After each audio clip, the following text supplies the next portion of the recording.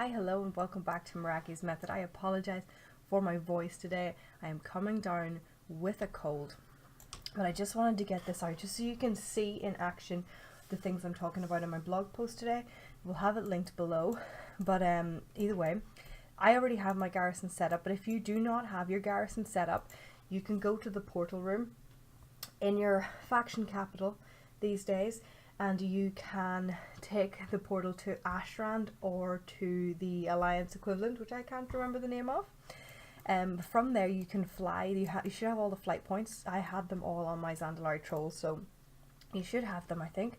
And you can fly straight to the garrison. It will just drop you in the empty space that's there before you make your garrison. And what you need to do is you need to fly down here to this little alcove. There will be like a crashed ship and stuff here in this phase, but down here there'll be a couple of orcs. One of them will give you the quest that will start the garrison creation quest line. It takes about half an hour to an hour to do, depending how fast you are, but that will allow you to build your garrison. You can upgrade it to level 2 with 200 garrison resources, and then you need 2,000 garrison resources to upgrade it to level 3. So if you buy yourself 3 caches, ogre caches, or if you have alts that have mission tables, you can try and get those ogre caches yourself. But either way, if you have 3 of those, you will have enough garrison resources to get your garrison upgraded to level 3. You don't need any of these buildings at all. As soon as you hit level 3, you will be able to come over here to your garrison, and this troll will give you 2 quests. One quest is to go over to your mine and pick up a stone. That stone will allow you to, once you hand it in, it sort of sits about here is where the stone is. So you bring it back to her, and it gives you one of the, I can't remember the exact name now, one of the purple leveling stones, which will automatically level a pet from 1 to 25 just by using it. So that's an instant 25 for you just for unlocking the menagerie. And the other one is to defeat three little bosses around your garrison. They can be all defeated with a Chromius. If you have a Chromius, Howl and Arcane Bomb, I think it is, should do the job for most of them, but they're pretty easy to beat. There's no big shakes there. Once you've done both those quests, you will have unlocked your menagerie. It doesn't need to be any particular level. As soon as it's unlocked, you get the pets turning up in here, and this is where Squirt will turn up on Wednesday, and Wednesday is also the first day of Pet Battle Week for the EU servers, so that is where the magic will happen. So you can stand here, do the fight, talk to her to heal your pets, revive your pets there, do the fight again, repeat as many times as you want all day. Now, that's basically how you get it set up, and that is how you do it. There is, in the blog post, I have linked Zufu's page where they have all the different possible team combinations for defeating that boss, and for, putting a leveling pet through it as well, so you can check out those. I use an enchanted broom from the Argent tournament dailies and a wee abomination, but there's lots of different combinations that you can use as well. But what I do recommend you getting is this rematch add-on, because it is super useful for these things. You can save teams. Let's just click this quintessence, I can't even say that word, the guy of light, this phoenix right here. We have him clicked. It will show us, we go into teams here, these are all the teams that I have saved, but I have a saved team for this guy, so I can just click load, and it will automatically load my saved team with my saved move preferences for this fight. So I can just jump straight into that fight after hitting load, and that's it, easy peasy. It also has all your buttons up here to remind you to put on your safari hat, remind you to use your XP buffs if you have. There's your thing. It also has a bandage thing in here for easy access, and to summon random pet. So it's super useful. You can divide your saved teams up into, I have them divided up into expansions. We've also got teams for Wailing Caverns and teams for Nomer in there.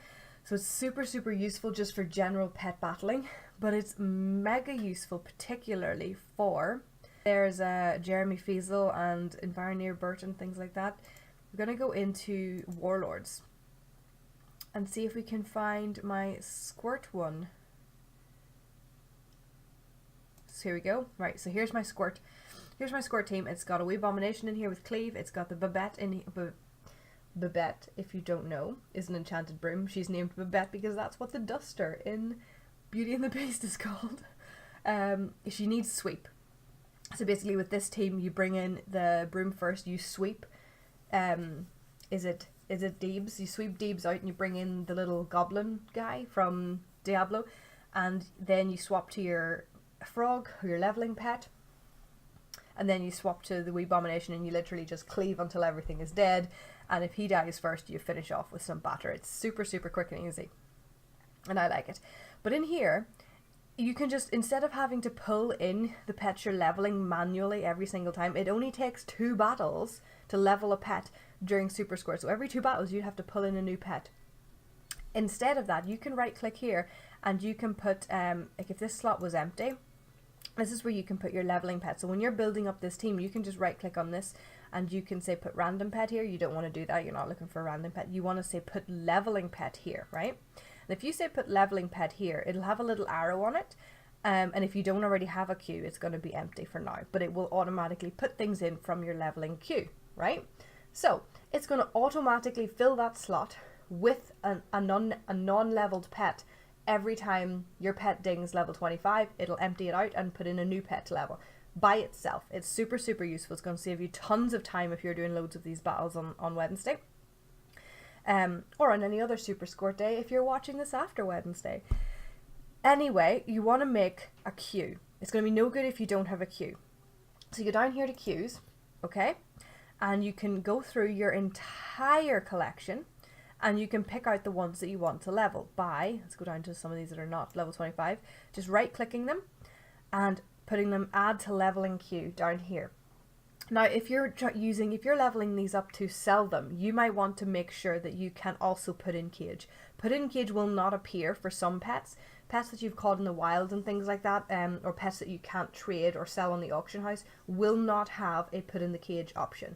So make sure it has put in cage if you're intending to be selling it, okay? Just to make sure you're not leveling pets you then cannot cage and sell. But anyway, add to leveling queue is how you make your leveling queue. I have got 281 leveling pets, so I'm going to be a busy bee on Super Squirt this time round. There's no way I'm going to get all those done, but we're going to give it a shot. So I'm going to add this snapper here as well while we're there. So look, he just jumps in, and basically if you go up here, my wood frog is at the top of my queue. So as soon as I get my wood frog leveled, it's going to jump to my winter spring cub, and so on and so forth, all the way down to the very bottom, and it's going to keep going, and etc, etc. That's basically how it works. But it's super, super useful because it does all the work for you. If you're looking for ones to level as well, there's a really, really good filtering system on Rematch. You can go level, you can search the ones that are not level 25, just as easy as that. You could even, if you want, only search for the rare ones so that you're only leveling up the ones that you've already got in rare quality. Things like that. There's loads of different filter options here for you to work with. There's even some really unique ones like tradable, ones that you have copies of, ones that are not in teams that you're already using. There is super, super useful filters there for you as well. So Rematch is definitely a plus.